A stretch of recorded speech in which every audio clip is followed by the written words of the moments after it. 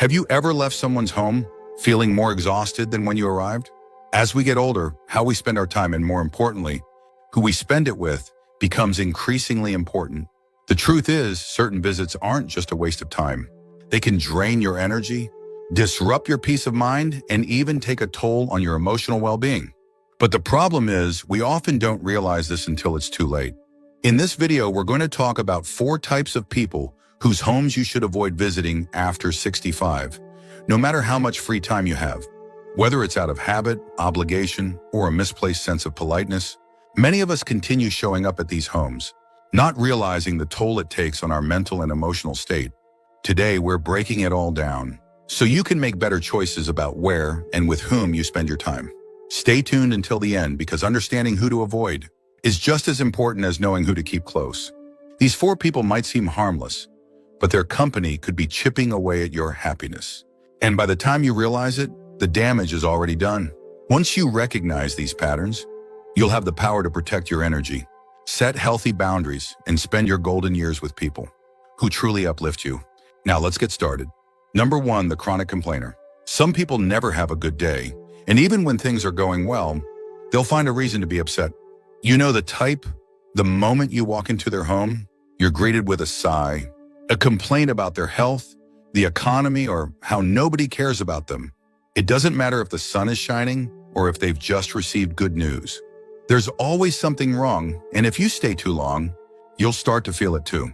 Negativity is contagious, and when you spend time with someone who constantly complains, it seeps into your own mindset, whether you realize it or not. It's not just about hearing a few grumbles. It's the emotional weight they put on your shoulders. The longer you sit there, the more you absorb their frustration, their hopelessness, their belief that the world is against them. And when you finally leave, you might notice that you feel heavier, as if you're carrying their burdens along with your own. Now, this doesn't mean you should abandon friends or family who are going through tough times. Everyone has struggles, and it's natural to lend a listening ear. But there's a difference between someone going through a rough patch and someone who has made negativity their way of life. Chronic complainers don't want solutions, they want an audience. They thrive on sympathy, and they'll keep pulling you back in, visit after visit, until their problems become your problems. The tricky part is, they don't always seem toxic at first. Many complainers start small, an offhand remark about a bad night's sleep, a minor grievance about the neighbor's dog. But before long, you're stuck in a cycle of endless complaints about the unfairness of life. And no matter how much advice you offer, they never take action. You'll notice that no matter how many hours you spend listening, nothing changes. The same problems, the same frustrations, over and over again. And here's something to keep in mind: if you try to shift the conversation to something positive, they'll resist. They might dismiss your optimism or turn it into another complaint. Try telling them about something good that happened to you, and they'll find a way to diminish it or compare it to their own misfortunes. Over time, you'll realize that every visit leaves you emotionally drained rather than refreshed. If you walk into someone's home feeling fine, but leave feeling exhausted, irritated, or even a little hopeless, it's time to reconsider those visits. After 65, your time is too valuable to be spent absorbing someone else's endless negativity. There's nothing wrong with offering kindness, but don't mistake kindness for sacrificing your peace of mind. You are not responsible for carrying the weight of another person's unwillingness to seek happiness. Number 2, the manipulative user. Not everyone who welcomes you into their home does so because they enjoy your company. Some people invite you over only when they need something, and the moment you arrive, you can feel it. At first, it might seem innocent enough. Maybe they ask for a small favor, something that doesn't seem like a big deal. But over time, you begin to notice a pattern. They don't reach out to check on you. They don't invite you over just to chat. Instead, every visit comes with an expectation, something they need you to do, something they want from you. The tricky thing about manipulative people is that they rarely make their requests obvious. Instead, they disguise them in guilt, obligation, or even flattery. They'll say things like, "I don't know what I'd do without you," or "You're the only one who understands." They might talk about how lonely or helpless they feel, making you feel responsible for their happiness. And before you know it, you're fixing their leaky faucet, driving them to run errands, or spending hours doing things for them, instead of enjoying your own free time. Here's the problem: these relationships are not built on mutual respect. The true friendship or family Bond is about give and take, where both people support each other. But with a manipulative user, the balance is always off. You give, they take. You make time for them, they expect more. And when you start to notice that your visits leave you feeling obligated rather than appreciated, that's a sign that something isn't right. Some people might justify this by saying, well, they don't have anyone else. And that might be true. But ask yourself, if the situation were reversed, would they be there for you?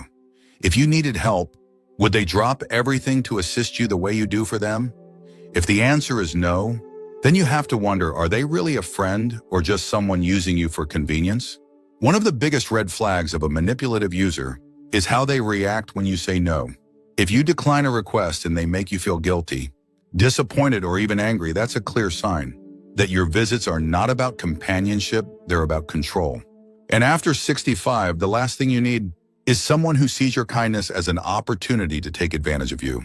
Your time is valuable and your energy is limited. Spending it on people who genuinely care about you is what makes life fulfilling. But spending it on someone who only sees you as a resource will leave you feeling drained, unappreciated, and eventually resentful. If someone only calls when they need something and never just to check in on you, that's not a real connection, that's an obligation. And you deserve better. If you're still watching this video and finding these insights valuable, please comment number 2 below to let me know you're here. And if you haven't subscribed yet, I recommend you subscribe and turn on the bell so you don't miss any videos. Your support helps us continue creating good content to inform and inspire you. Now let's move forward. Number 3, the drama magnet. Some people don't just experience drama, they create it. No matter what's happening in their life, there's always a conflict, a feud, or a crisis unfolding. And if you spend enough time around them, you'll find yourself caught in the middle of it. You might go to their home expecting a friendly chat, only to be met with a long, winding story about how they were wronged, betrayed, or disrespected again. And before you know it, you're being pulled into their never-ending cycle of chaos. The problem with drama magnets is that peace makes them uncomfortable. When things are calm, they feel restless, so they stir the pot, gossiping about others, exaggerating small disagreements, or even twisting stories to make themselves look like the victim. And they don't just want you to listen, they want you to take sides. They'll tell you about a falling out they had with a neighbor or a family member, and suddenly you're expected to agree with them, defend them, or even distance yourself from the people they dislike. And here's the real issue, it never ends. Even if you try to stay neutral, they'll keep pushing, testing, and waiting for you to pick a side. If you agree with them, they'll reward you with more gossip, more exclusive details about the situation. But if you disagree or try to change the subject, they'll take offense. You might even become their next target. That's the thing about people who thrive on drama. Eventually, everyone around them gets pulled into their mess. One of the most exhausting things about visiting a drama magnet's home is that you leave feeling emotionally drained. The conversation isn't uplifting, the time spent isn't enjoyable, and there's a constant undercurrent of tension, even when they're being friendly. And if you're not careful, their influence can start affecting your mood, your relationships, and even how you see the world. Some people mistake this for passion or excitement, thinking, well, they just have a lot going on. But real friends don't drag you into unnecessary stress. Real friends don't make you feel like you're walking on eggshells, trying not to say the wrong thing. If someone's home feels more like a battlefield than a place of comfort, ask yourself why you keep going back. The older you get, the more you realize that peace is priceless. And if someone thrives on drama at the expense of your well-being, it's okay to step away. You're not obligated to listen, participate, or take on their emotional burdens. After 65, your time should be spent with people who bring you joy, not with those who treat you like an audience for their never-ending problems. Number 4, the negative nostalgic. Some people live in the past, and not in a way that brings warmth or wisdom, but in a way that keeps them stuck in bitterness, regret, and resentment. When you visit their home, the conversation always circles back to what went wrong, who disappointed them, or how life was unfair to them. It doesn't matter how much time has passed or how much good they have in their life today.